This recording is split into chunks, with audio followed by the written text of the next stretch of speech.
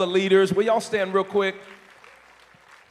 This was a vision of ours 9 years ago, and Dr. Perry and the team took the bull by the horn, as they say, and we cast vision. Casting vision is the easy part. Making it stick is the hard part. And God gave us some integrous people, courageous enough to make it stick. So thank you, and good morning to all of the elected officials that are in the room, to all of our business owners, to all of our educators, the synthesis of the marketplace, business, government, and education. We have an incredible responsibility to continue the work that God put in so many since the beginning of time, especially since the fall of man. And our human depravity gave evidence through our devaluing of human life and allowing our passions to be flamed into a place of perversion, where there becomes an inequity of how we distribute wealth, opportunities, and privileges, resources across our systems of governance, our systems of economic stability, and even how we educate. The great tragedy of the time is that history seemingly has taught us very little. The primary purpose of history is to teach us morality, but it appears we have entered into another dark season where we have lost God's original intent for man. But thanks be unto God, when I look out in this room, I see men and women, young men and women, who are courageous enough to say, you know what, I'm going to let my little light shine. My mother used to sing that song to me. She says, son, you can't light the whole world, but you can light the little corner that you're in. My father was not a man of formal education, but he did tell me, son, I'm raising men who will advocate for the least of these among us. My father was born on a plantation. He didn't have much, but he was a man given to cause in Mississippi. He didn't finish high school, but he taught me, take care of the widows of the church. Look out for those who don't have a voice. Keep your hands clean. Love your wife. Honor God. You'll never want for anything. And I watched my father walk with God, and that God of the Bible was the God I wanted to be like and to serve. And every waking hour I was telling our speaker, I'm 54 years old, and I know I don't look it, but I've made a decision that I'm going to be committed to what Jesus says was omitted. And I'm finished. Matthew 23:23, he says to a group of followers 2,000 years ago, perhaps it was a room like this, a group of people who followed him, who had devotion to doctrine, but not fidelity to God. He says, you have omitted the weightier matters. Number one, he says justice. His intent there was the right ordering of relationships, not just human relationships, but your relationships with capital, your relationships with resources, your relationships even with places and things.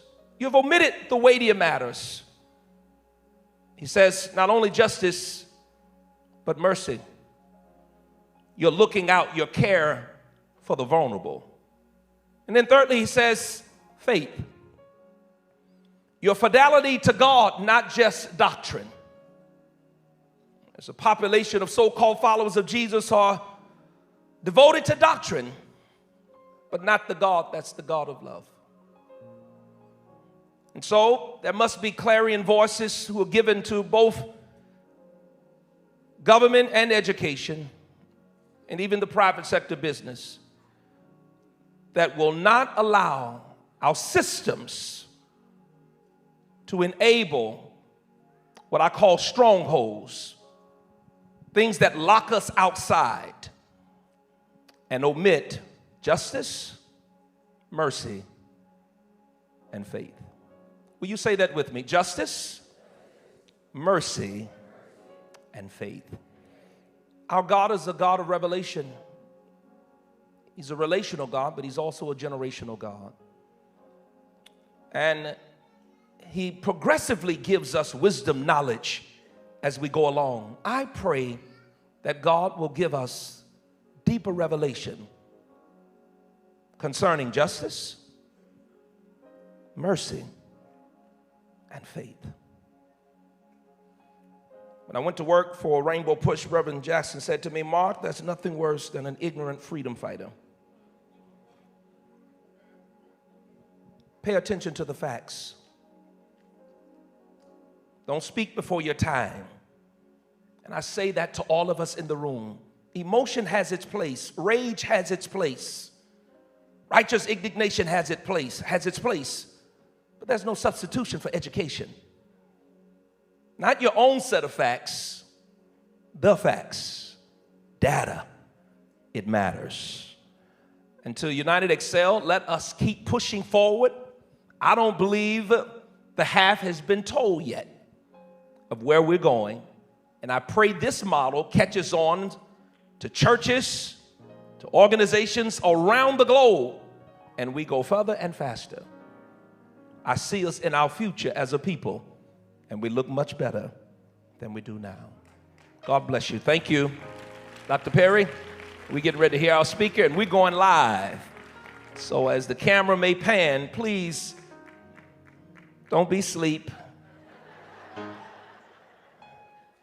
Look like you're concerned. All right, God bless.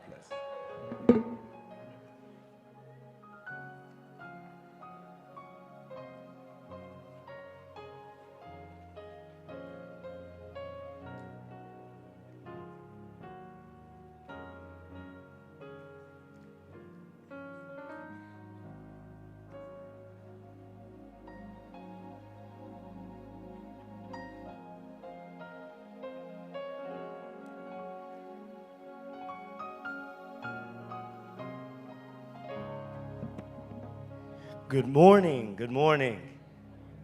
I have the distinct honor and privilege of introducing today's keynote speaker, Ms. Janae Nelson. Janae Nelson is the president and director counsel of the Legal Defense Fund, the nation's premier civil rights law organization advancing racial justice and equality. Ms. Nelson has spent nearly 3 decades in this fight for racial justice as a litigator and a legal scholar with specific expertise in election law. In October of 2025, Nelson argued Louisiana v. Calais before the United States Supreme Court. This landmark voting rights case aimed to secure an equitable and congressional representation for Black Louisianians and in defense of the constitutionality of the Voting Rights Act of 1965. But this wasn't her first start in defending our rights.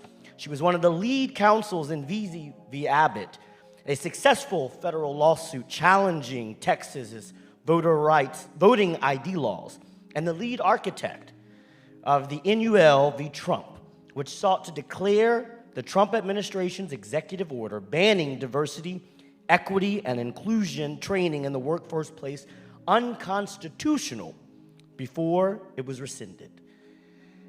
Now, Ms. Nelson told me that I should keep it short when I introduce her, so I'm going to stick to the pastor's 2 minutes and tell you about this speaker that is coming before us. I had the privilege of meeting Janae early on when we took on the case of Calais, or at that time, Robinson v. Louisiana.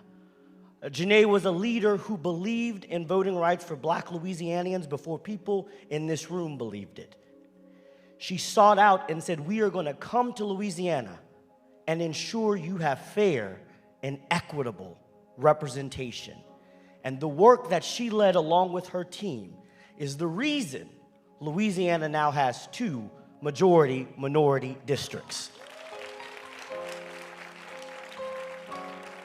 But Janae's fight didn't stop with that victory. As people challenged the law and challenged our fair representation, Janae did not say her work here in Louisiana was done. She rolled up her sleeves and said, "We are going to continue the fight." And Janae took on one of the most prolific roles that we have ever seen by being the lead oral arguer in front of the Supreme Court, not only defending Louisiana, but defending Dr. King's legacy of the Voting Rights Act of 1965. Janae is a courageous leader, a devoted deacon of justice, a lethal litigator, and someone who is moving to the drumbeat of justice that Dr. King led us. Please stand on your feet and bring this amazing woman of God, Janae Nelson, to the stage.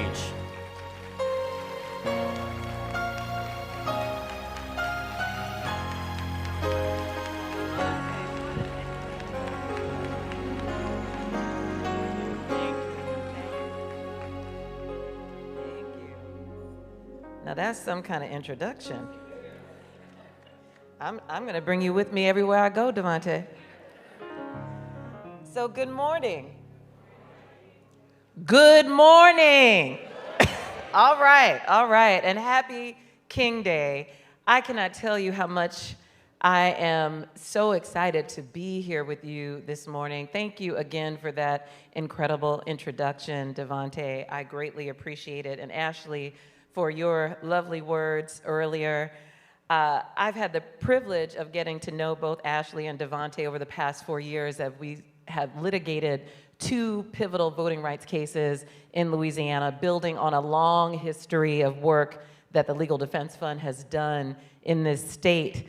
And I'm always just so deeply moved by how much both of you use your love and commitment to Black people to advance justice. So thank you for all that you do. And so, as I remarked, it is such a pleasure to be here in Baton Rouge, or Baton Rouge, as I've learned, on King Day, because I can't think of a place that has more energy and more resources and more commitment than the state of Louisiana and Louisianans who have continued this fight. And that's just reinforced by the remarkable work of our scholarship recipients and all of the awardees today. It's just proof positive that there is such power in this state and in our people. So thank you for having me with you. And I also want to thank Pastor Ellis and the First Lady for having me. We know that this is a day on and not a day off. So seeing all of you in this room just reinforces that commitment to the work of the United Excel Social Justice Institute and this beautiful house of worship that we are privileged to occupy.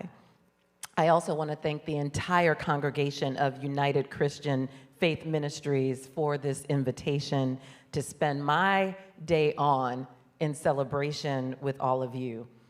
And in celebration of the theme, the fierce urgency of now, justice requires us. So, let's get into it. When LDF, the Legal Defense Fund, was founded 85 years ago under the leadership of Thurgood Marshall, who went on to become the first Black Supreme Court Justice of the United States, our mission was clear. We were purposed and built to use the power of law to advance and expand the rights of Black people in America and to transform this nation. That vision has sustained us for over 8 decades. It has helped us secure victories that led to the desegregation of public schools, that helped to ensure fairness in housing, that helped to save the lives of Black people who are disproportionately subject to the death penalty, to protect the right to have a Black job and to have economic opportunities. And we are still fighting. And despite the formidable challenges of this moment, we're still winning. Important victories. Even as we face what is quite literally the fight of our lives and of our futures. But our work has been successful, not only because of the brilliant lawyers at the Legal Defense Fund, the researchers, the organizers, and the advocates, but because of everyday people who have had the courage to lend their voices to the struggle for justice. Folks who know that what Dr. King said is perpetually true, that abused and scorned though we may be, our destiny is tied up in the destiny of America. And for proof, we needn't look further than the case that many have heralded as the most important one facing our democracy in this moment, and that is Louisiana versus Calais, that I had the privilege to argue in October, as Devontae mentioned. It was the privilege of a lifetime, not simply because we were in the highest court of the land, but because we were speaking truth to power on behalf of Black Louisianans and Black people across the country. And mind you, we did not bring that case for glory, nor did we take it up because we thought it would be easy. Far from it. Many people predicted, as they did when we won a Supreme Court case in Louisiana, that this was not a winning case. But we challenged Louisiana's congressional map because it was fundamentally unfair.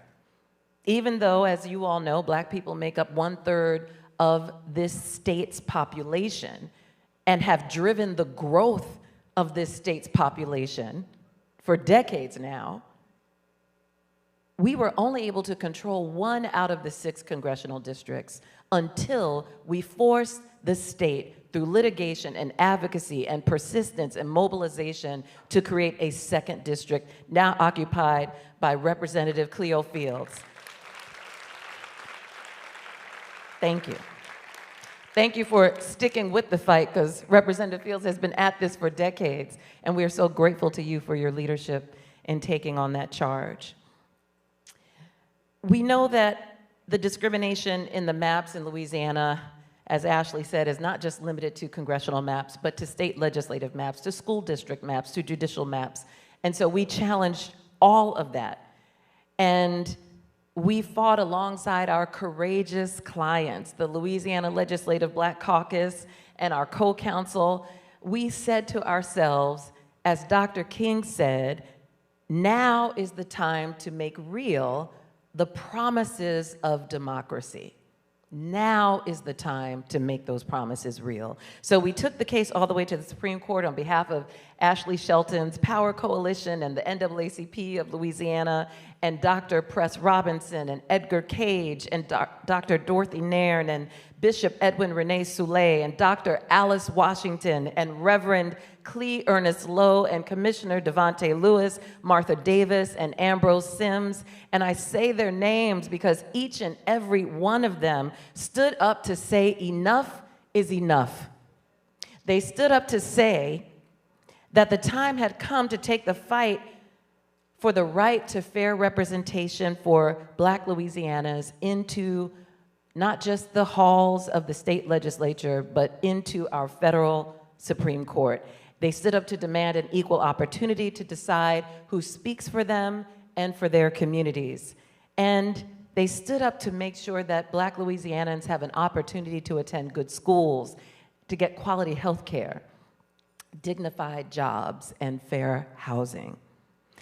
And they continued to stand firm, because when you sign up to join a lawsuit, it's a long-term commitment. They stood firm through discovery, through trial, through challenges and triumphs and setbacks, all to have our collective voices heard. And they are still standing firm, waiting for the Supreme Court to make this critical decision on the future of fair representation in this country.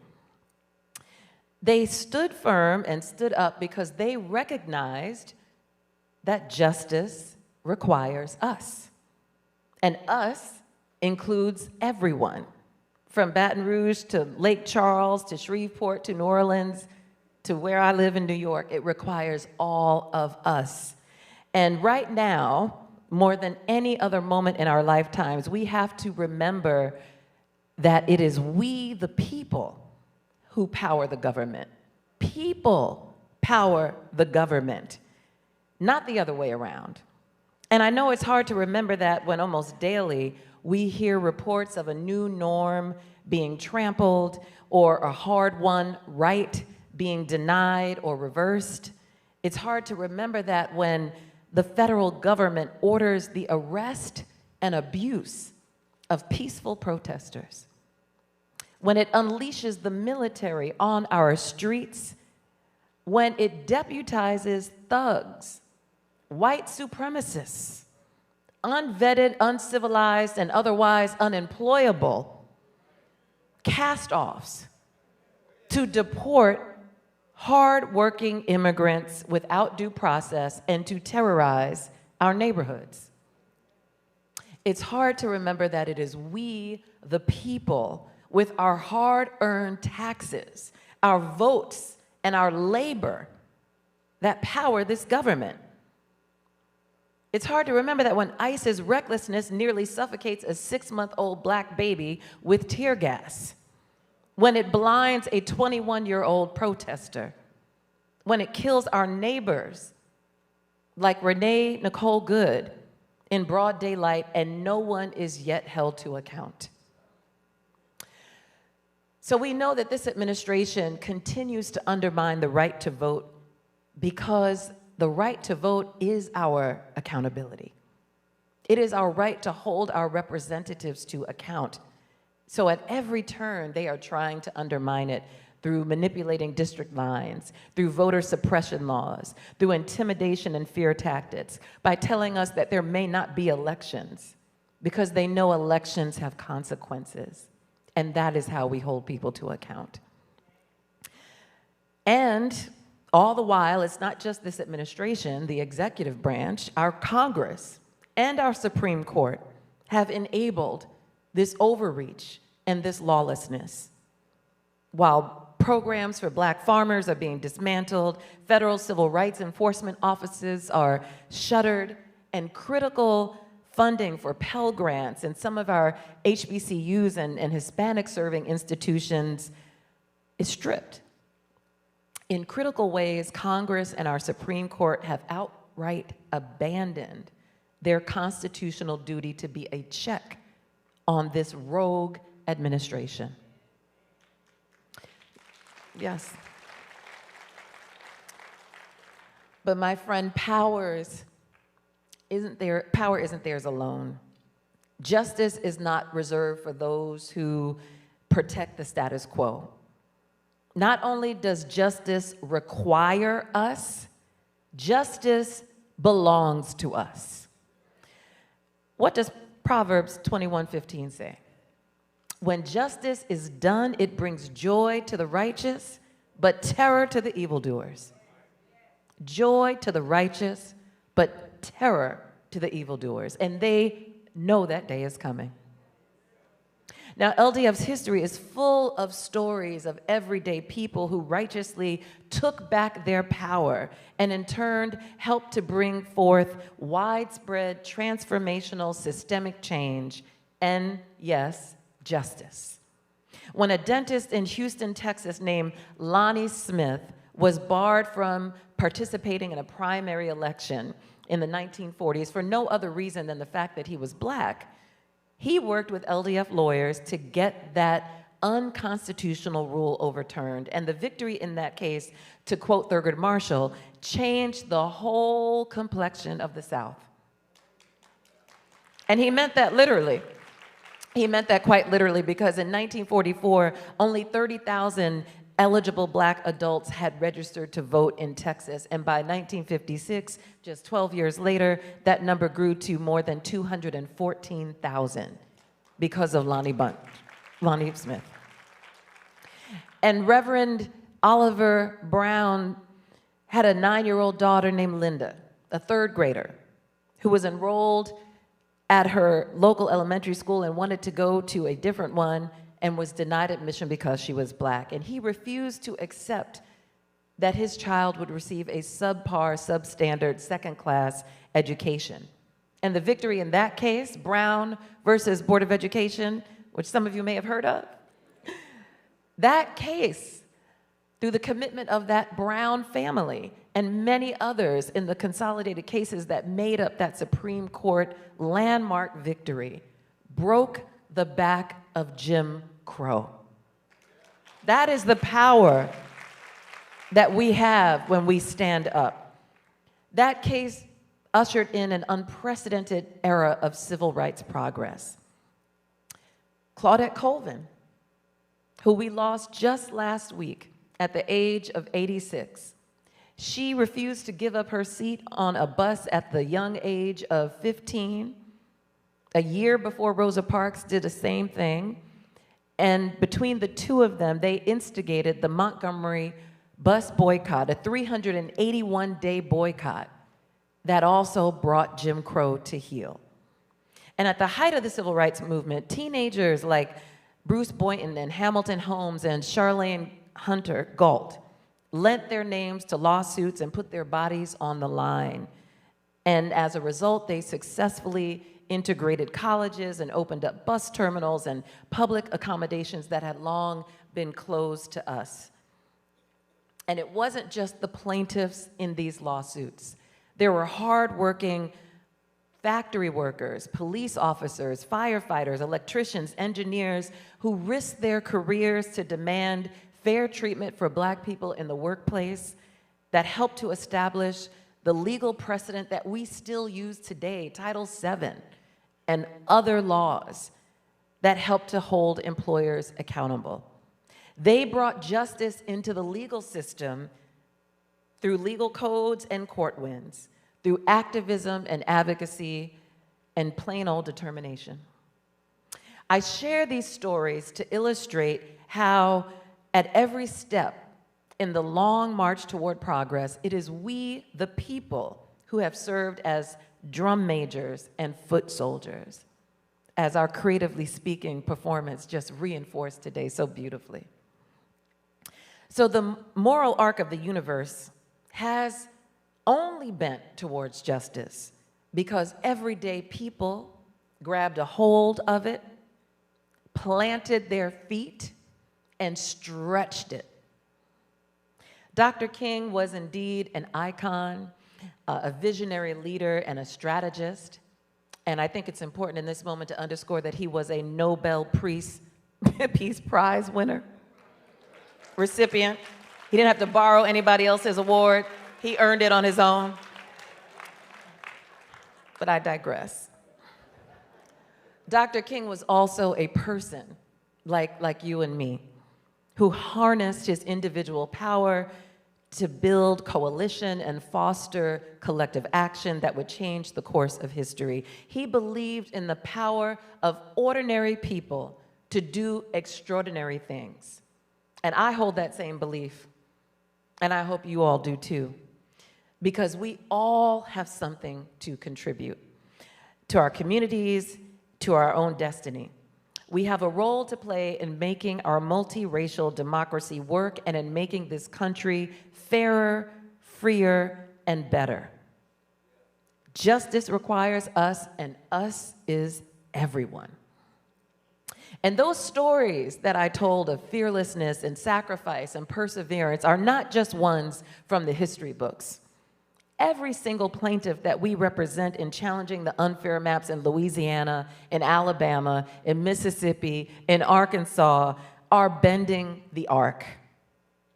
DeAndre Arnold and Caden Bradford, who are challenging a Florida school system that told them when they were just 17 and 18 years old that they had to cut their locks in order to participate in school activities, including graduation. They are bending the arc, those two young men. Our elders, like Mr. Albert Pickett and Odetta Parks, the late Odetta Parks, both who were in their 60s and 70s when they began what is an ongoing challenge to the city of Cleveland in Ohio for taking away people's property because they were overcharged for water. They, at their late age, are bending the arc. The white school teacher, Mary Wood, who insisted on teaching Black history in South Carolina classrooms Black literature like Ta-Nehisi Coates' Between the World and Me, and who was punished for it. She continues to teach that history, and by doing so, she is bending the arc. I could go on and on about the incredible work of LDF clients and so many other brave people in this nation who are doing the work to bend the arc because they know what? Justice requires us, all of us. So on Dr. King's day of service, in a year, and we're just 3 weeks in, that has already exposed the widening cracks in our country's foundation. In a year when the Supreme Court is poised to decide what is fair representation and what does it mean to be an American. A year that provides the opportunity to make our voices heard in pivotal midterm elections. Let me underscore that word, pivotal. Pivotal midterm elections, general and primaries.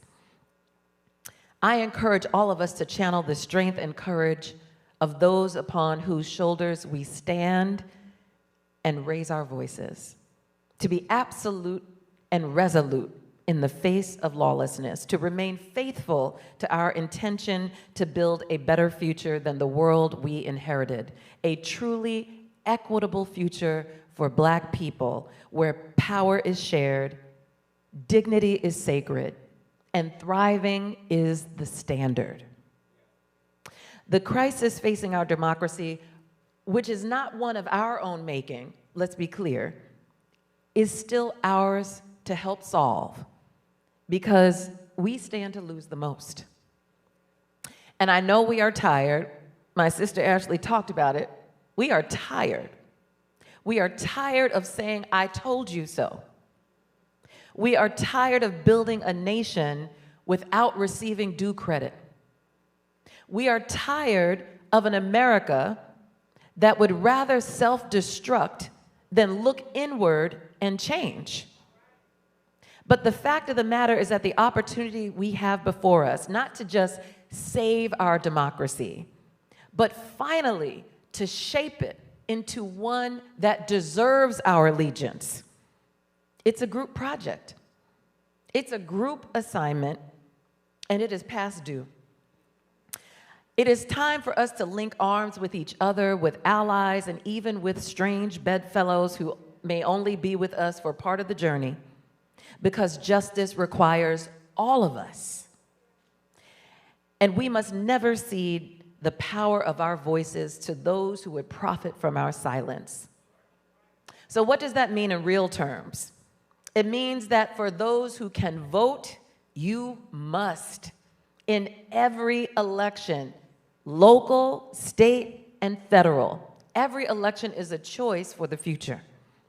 It means preparing to clear every obstacle that may be erected to you casting your ballot and pledging to bring 5 new voters with you to the polls.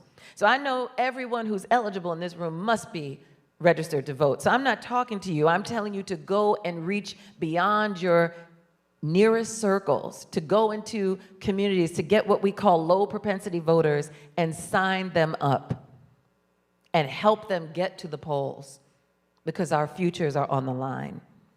It also means making concrete demands of our leaders, whether you voted for them or not. This is still your democracy. They still represent you. Demand that Congress pass the John R. Lewis Voting Rights Advancement Act. Demand it. Whether passage is viable in this moment is of no matter, because building the momentum and creating a climate of possibility begins with a demand. And I'm delighted to say that Senator Roy Duplessis, who could not be with us here today, just committed to introducing the Louisiana Voting Rights Act. And it's going to take all of us to make sure that that act gets passed. It will not be easy, and many have said that a Voting Rights Act can never be passed in a southern state. And I want all of us in this room to prove them wrong. We can get it done. We can get it done. And that is something worth fighting for. And by passing a Voting Rights Act, Louisiana would be joining a growing number of states that are empowering their voters and making sure that our elections are not manipulated. It also means that we must remember the power of the purse. Our purchasing power on an individual level and in the form of boycotts and boycotts can drive markets and movements. Spend your money to support companies and brands that invest in you and your communities and your rights and your future. And do not fund your own oppression by supporting companies that support an administration that is a danger to Black people. We must use our purchasing power purposefully. And we must organize, whether it's through your church, and this church is doing magnificent things. Magnificent things. Centering social justice, uplifting young people. Whether it's through this church, your job, your local social justice organization, get involved with a group of people who are fighting for justice and bending the arc. There is so much that we can do, that we must do, to ensure that the next set of brilliant scholars and scholars who will follow in their footsteps never again have to endure what our ancestors survived. Seeing those young children on this stage with their hands in chains is a call to action. And I have said many times, it will not happen on my watch. And I hope we all feel the same way. We will not go backwards on our watch. We will be failing our children if we allow this group that we have vanquished before. We've seen white supremacy before. If we allow it to win, that is on us. And I don't believe we will ever let that happen, not with the faith and commitment and strength in this room. So I will close with something I've been thinking about a lot as we hear more and more about the 250th anniversary of this country. It's often said that America is an idea, but I think America is a story. Because ideas can be stagnant. You have an idea and that's it. But stories have arcs. They can be tragic and triumphant. They can be revelatory and reaffirming. And for hundreds of years, the story that was told about America did not include Black people or our contributions. It did not include brown, Asian, or indigenous people, except to deny the genocide against them. It did not value women, LGBTQ+ people, or people with disabilities. But we, the people, those people, and people who believe in freedom and equality have been writing a different story, an inclusive story, a story of love and hope, of respect for dignity and humanity. And now, the time has come for us to write the next chapter. So to the young people, the awardees, the pen is in your hands. We will be writing with you, but the pen is in your hands because the next thing that is written is the story of your future and the future of the young people that we saw on the stage earlier today. So I urge all of us to write boldly, write powerfully, write with purpose, write at the ballot box, write on the placard that you bring to a protest, write in the boardroom, write in the courtroom, write everywhere, write the future that we want to see for ourselves. And write knowing that we stand on faith and that justice doesn't happen on its own. Justice requires, amen. And it belongs to us if we continue to fight for it and demand it. Thank you.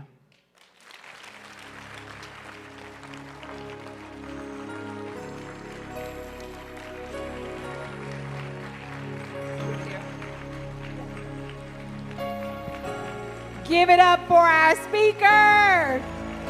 You have just empowered us, motivated us. Justice requires all of us. We would like to share a special something for you for taking out your time, coming here and sharing with us on today. So we want to present to you our 2016 Appreciation Award, The Fierce Urgency of Now, Justice Requires Us. Thank you so much on behalf of United Excel Social Justice Institute and our pastor and founder, Dr. Mark Ellis.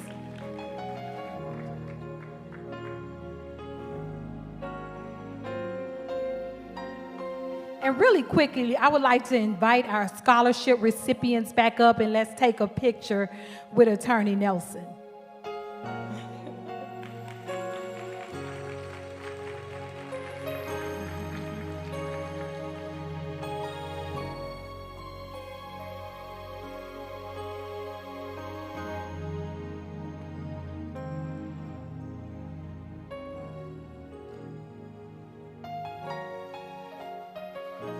Thank you, thank you. Once again, give it up for our keynote speaker. That's hers.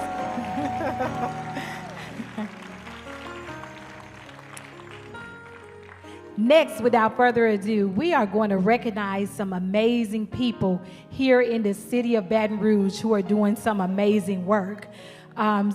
Sister Retha Wright is going to come up and introduce our award recipients.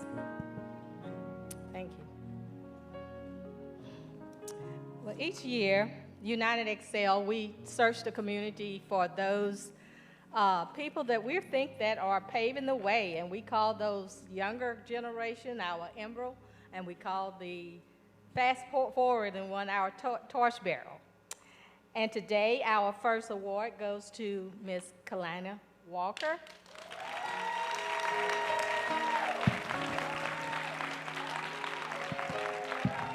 Kalina is an entrepreneur, an author, a mentor who founded Aloe Bloom, and that is a mentorship program empowering girls navigating hair loss and confidence.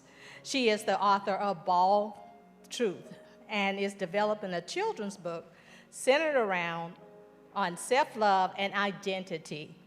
A graduating senior at LSU, she is a communications major. Kalina was recently crowned LSU Homecoming Queen.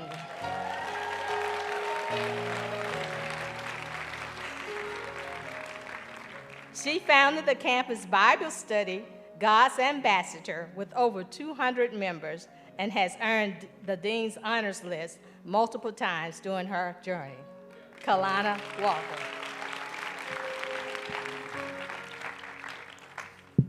Next, we have our very own Dr. Yvette Marsh. Dr. Marsh brings over 30 years experience in human resource and talent management. She was assistant professor in the College of Human Science and Education at Louisiana State University. She served as assistant vice president of talent management at LSU Foundation, where she provided strategic leadership and oversight for all human resources and talent management functions. Dr. Marsh holds a Bachelor of Science in Administration, a Master's of Science in Information and Decision Science, a PhD in Human Resource Education and Leadership Development with a minor in Information System. Dr. Marsh and her husband, Andre, are the proud parents of 4 children and grandparents to 5.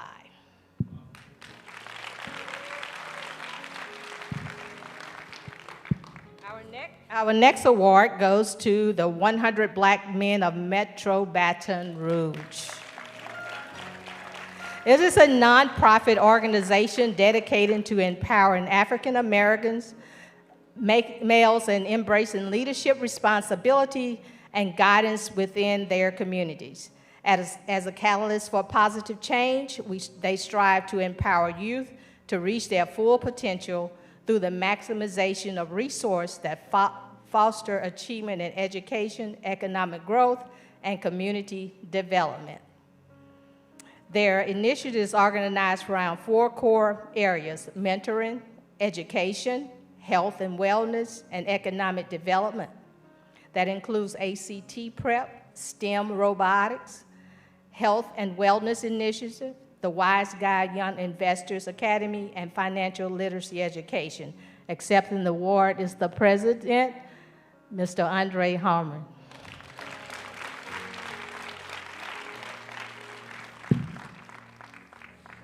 And our last recipient, Dr. Willie E. Smith. He has over 23 years with the Louisiana Technical College System. He is the current chancellor for Baton Rouge Community College, where he has proven track record of driving innovation, fostering collaboration, and achieving exceptional results. Dr. Smith earned a Bachelor of Arts degree from Tulane University, where he attended on a full athletic scholarship, a master's in public administration from Troy University, and his doctorate degree in educational leadership from Argosy University. He has received many awards for his service and dedication to education. Those include the Congressional Recognition Award from Congressman Troy Carter, a Commendation Award from the City of Baton Rouge for being the 6th Chancellor of BRCC, the Louisiana-Mississippi Network Coalition Distinguished Leadership Award, the Delta Sigma Theta Educational Award, the 100 Black Men of Baton Rouge Award. He's a visionary leader for removing those systemic barriers and institutional barriers by advocating for disadvantaged young men and women. Dr. Smith serves on the Baton Rouge Area Chamber Board, the Franciscan Missions of Our Lady Health Center, Our Lady of the Lake Health Center, the Baton Rouge Law Enforcement and Criminal Justice Foundation, the Aspen New President Fellowship of Community College Excellence as the rising president committed to transforming his institution and advancing student success and equity. Dr. Smith enjoys fishing, foreign policy, and sports. He is married to Cheryl Smith and has 5 children. He is the innovator, the collaborator, and the high achiever, Dr. Willie E. Smith.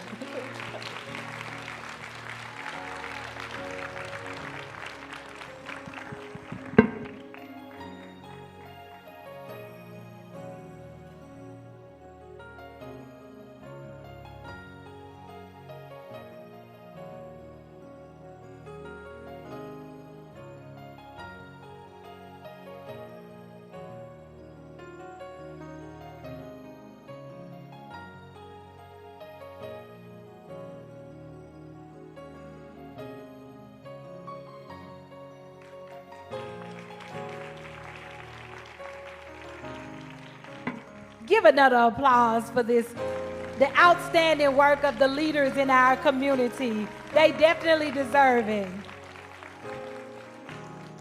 We're going to have Dr. Vosper to